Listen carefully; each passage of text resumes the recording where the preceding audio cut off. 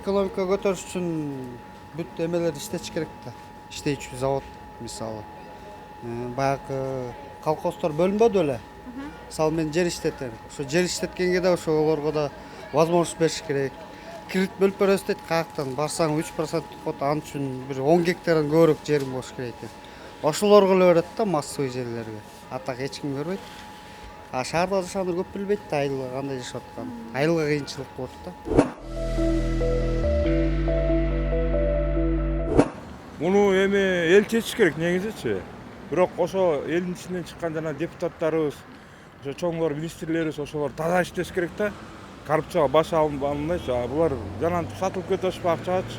Чоң акча деген ишин алдап коет экен, ошол болот ба. А так чоң акча сатылбай. Мына камчылык ташыйышты айтам азыр, ошондойлор дагы токтотуп атат. Ошол экини колдоп, элибиз колдоп туруш керек. Оңолобуз Кудайым буйруса. Биздин экономиканы көтөрүш үчүн көп жолдор бар. Жанагы баары эле билгендей биздин өзүбүзгө темелерди көрүш керек, бизнестерди. Баягы келип инвестиция келгендерди, ошолорду жакшыраак коргош керек. Бизде мурдагыдай эле коргой албай жатабы? жок, эми ошол приказ ошол берилди да, мурда коргогон эмес да. Мурда келгенде эле баарын мисалы биздин Кыргызстандын өзүнүн деле ичинде иштеп бизнес кылам дегендер толтура. Алар бизнес баштаганда эле сразу барып налог, патентти эле сразу баса калат. Биздин өзүбүздүн кыргызстандыктар колдобойт негизи. Мисалы чет өлкөлүктөр келип туруп бияка инвестиция жасайт. Алар акча бар, ал жактын акчасы көп келет. Алар берип кое берет каалагандайчы. Биз жакта уже бизнес баштайм десең, азсыма менен баштайт, өздөрү зорго. Жаңы баштаганда эле үстүнөн барып налоглар баса калат. Ошентип биз жакта уже өкмөткө эмне үчүн ушул немелер аз түшөт. Ушул өздөрү баса калуу эле неме болгон аз түшөт мамлекетке салыктар. Эгерде ошолордун баарын иштетсе, экономиканы көтөрмөк дагы. Ошонун айынан эле ойлойм.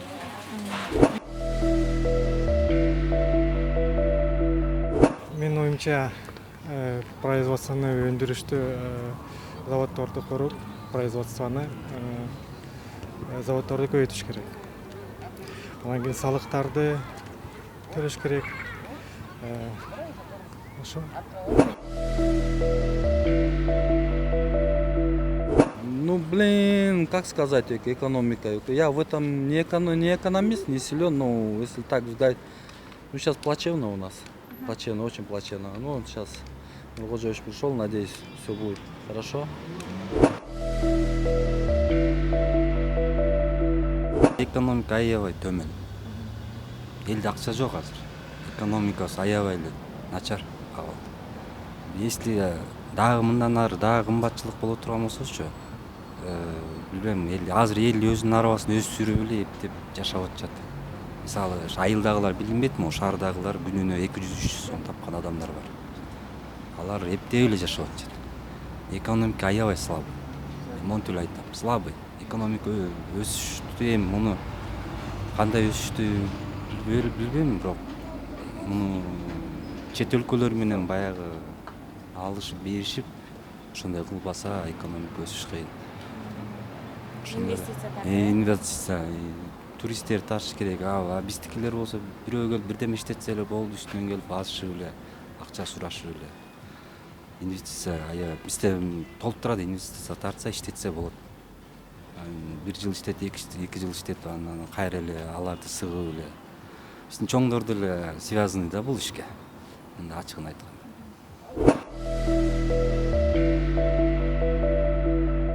Экономиканы мамлекет көтөрүш керек да. Негизи менин оюм да, мамлекет көтөрүш керек да экономиканы.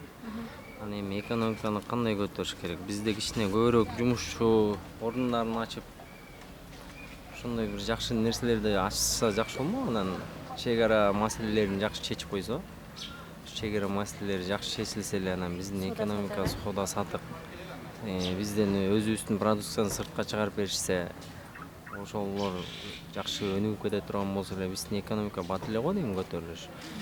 Туризмди көтөрүп койсо, соода сатыкта негизи биз Кыргызстан биз сыртка эчтеке чыгара албай атпайлыбы? Бизге ошону жакшы жолдомо түзүп бере турган болсо, кыргыздар өздөрү эле калганын улап кетет. Экономиканы албетте өкмөт шарт түзүп берсе, эл дагы көтөрүшкө жардам берет негизичи. Эл жардам берет, налогторду төлөйт, жумуш орундарын түзүп берсе, негизи өкмөт дагы көтөрүлөт, эл дагы байыйт деп ойлойм да менчи. Өкмөт бирок жакшы шарт түзүп бериш керек деп ойлойм. Ушул.